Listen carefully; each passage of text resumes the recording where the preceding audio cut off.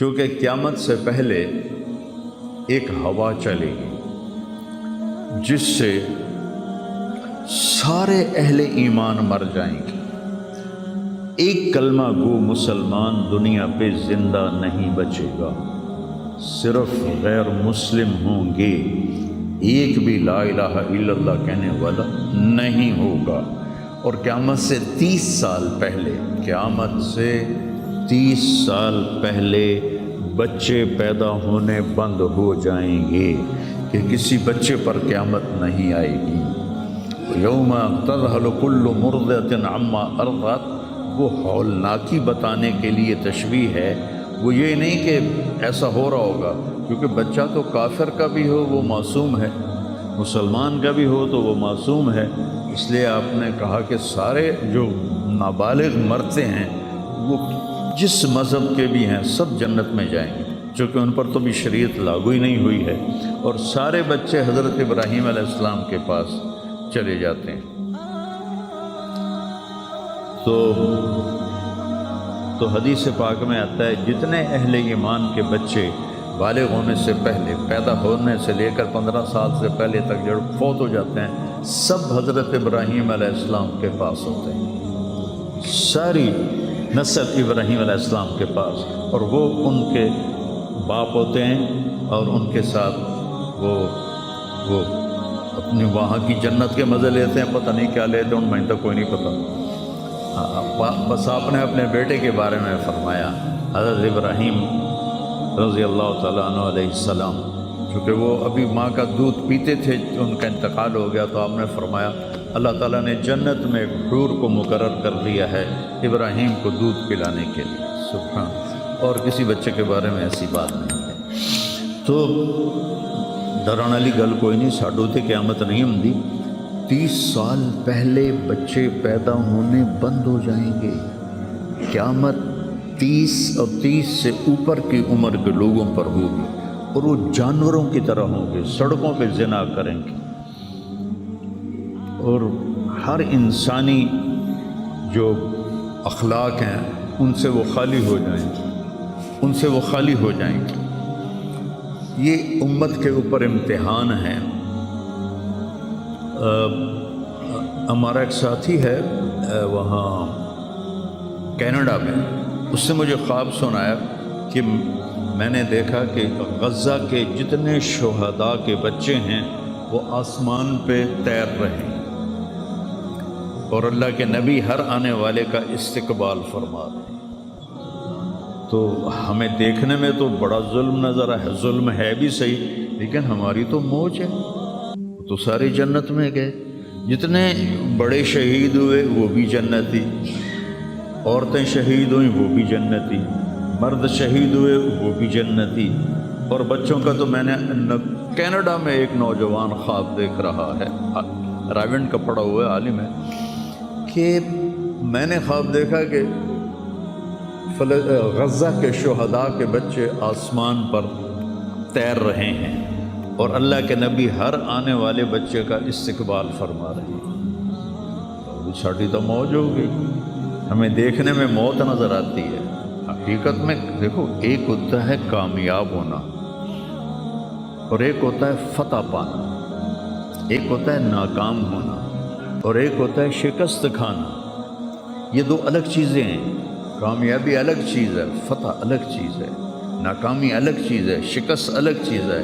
کربلا کے میدان میں سب سے مقدس خون بہایا گیا، سب سے پاکیزہ خون بہایا گیا، اور ان سب کو شکست ہو گئی، اور وہ سارے گردنیں کٹوا کے نیزوں پہ چڑھ گئے، لیکن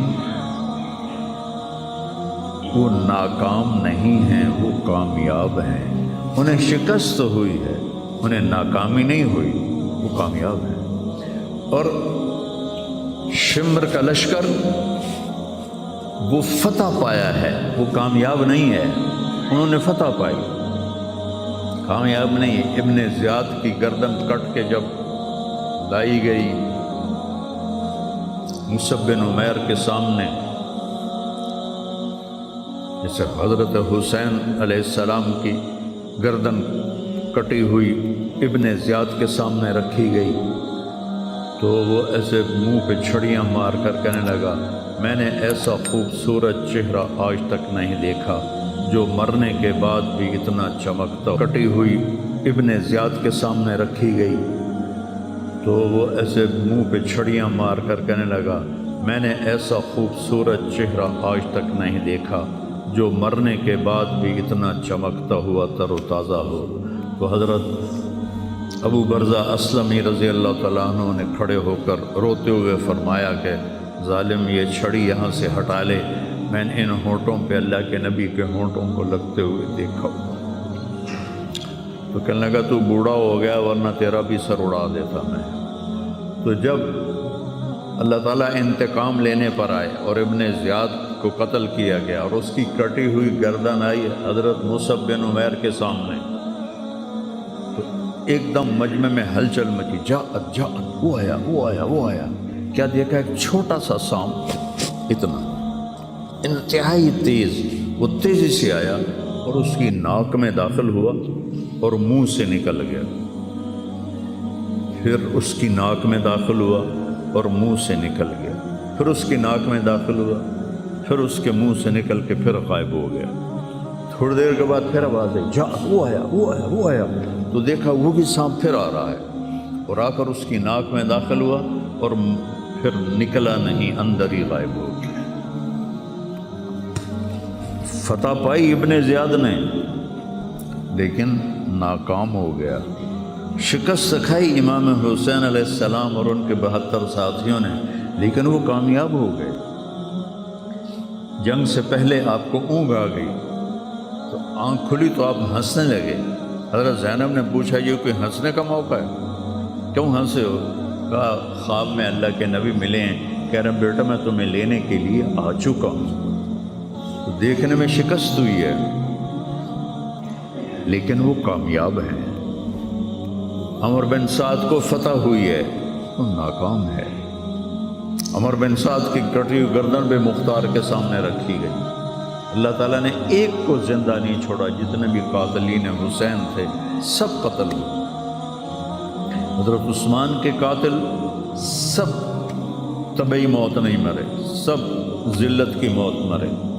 تو بھائیو یہ امتحان کی جگہ ہے. اللہ اپنے نبی کی امت کے گناہوں کو دھونے کے لیے ایسے حالات لاتا ہے. سب آپ نے فرمایا جتنا مجھے ڈرایا گیا اتنا کسی کو نہیں ڈرایا گیا. تو میں بتا رہا تھا ارض فلسطین یہ دوسری مسجد جو زمین پہ بنی 40 سال کے بعد، وہ مسجد اقصی ہے. 4000 نبیوں کے باپ اور میرے نبی کے دادا ابراہیم علیہ السلام اس سرزمین میں تشریف لائے، وہیں آرام فرما رہے ہیں. اسحاق علیہ السلام، یعقوب علیہ السلام، داؤد علیہ السلام، سلیمان علیہ السلام، یحییٰ علیہ السلام، زکریا علیہ السلام، یہ وہ نبی ہیں جن کا قرآن میں ذکر ہے. اس کے علاوہ بھی سینکڑوں نبی ہیں جن کے نام نہ تاریخ میں ہیں نہ قرآن میں ہیں، جو اس سرزمین کے اندر ہیں. یہ معشر کی سرزمین ہے، یہ نبیوں کی سرزمین ہے. میرے نبی نے فرمایا ارض المنشر والمحشر، یہ محشر کی سرزمین ہے اور دوبارہ زمین سے باہر نکلنے کی سرزمین ہے. اور پہلا بڑا معرکہ روم اور صحابہ کے درمیان ہوا تھا فلسطین میں، اجنادین کے مقام پر جو آج رملہ کہلاتا ہے.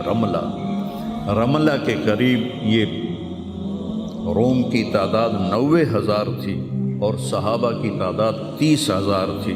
اور خالد ابن ولید رضی اللہ تعالیٰ عنہ وہ لشکر کے امیر تھے. اس وقت وہ عراق میں تھے.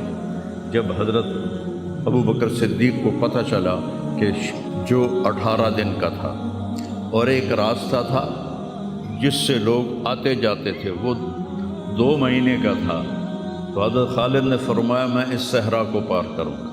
لوگوں نے کہا ہم بھوک سے مر جائیں گے، پیاس سے مر جائیں گے. کہا جس لشکر میں رافع ابن عمیرہ ہو وہ لشکر ہلاک نہیں ہو سکتا. آئے اشاق گئے وعدہ فردہ لے کر، اب انہیں ڈھونڈ چراغ رخ زیبا لے کر۔ آئے تھے کچھ لوگ جو اللہ کو راضی کر کے دوستی لگا کے دکھا گئے، کب اپنی آنکھوں سے ڈھونڈ چراغ رخ زیبا، تمہیں نظر کوئی نہیں آئیں گے، مرد نظر آئیں گے، انسان کوئی نہیں نظر آئے گا، عورتیں نظر آئیں گی، انسان کوئی نہیں نظر آئے گا۔ تو فرمایا جس لشکر میں رافع ہو وہ لشکر ہلاک نہیں ہو سکتا۔ انہیں فرمایا ہمارے پاس پانی کا بڑا ذخیرہ ہے، ہم ہلاک نہیں ہوں گے، ہمارے پاس رافع ہے۔ اور وہ شخص ہے جو کہے گا اللہ کرے گا۔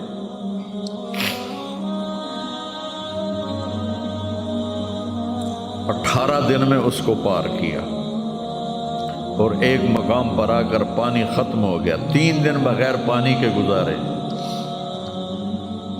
تو صحابہ نے کہا کہ اب ہم مرتے ہیں، طاقت نہیں ہے، کہ رافع کو بلاؤ۔ رافع کی آنکھیں خراب تھیں، فرمانے لگے رافع پانی چاہیے۔ کہنے لگے اچھا مجھے بتاؤ کہاں ہیں ہم، کیونکہ وہ دیکھ نہیں پا رہے تھے۔ تو انہوں نے فرمایا کہ فلاں جگہ۔ اب صحرا میں تو کوئی نشان منزل ہوتا ہی نہیں، تو کوئی انہوں نے جھاڑیاں بتائیں، کہنے کچھ جھاڑیاں دیکھو ایک طرف کٹھی ہوں، کٹھی جھاڑیوں کا کوئی جھنڈ ہو، مجھے بتاؤ ہے؟ انہوں نے کہا ہاں وہ نظر آ رہا ہے، کہ مجھے وہاں لے چلو۔ وہاں لے گئے، ایک جگہ اشارہ کیا کہ یہاں سے زمین کھودو۔ زمین کھودی تو پانی کا چشمہ نکل کے باہر آ گیا۔ کبھی ہم بھی تم میں بھی چاہ تھی، کبھی ہم بھی تم میں بھی راہ تھی، کبھی ہم بھی تم بھی تھے آشنا، تمہیں یاد ہو کہ نہ یاد ہو۔ اللہ نے تو بے وفائی کی نہیں، ہم نے بے وفائی کی۔ اس کی مدد جو رکی ہوئی، یہ بھی اس کی مدد ہے۔ ہمارا شہید جنت میں جا رہا ہے، اگر زندہ ہے، زخمی ہے، بھوکا ہے، گناہ معاف ہو رہے ہیں۔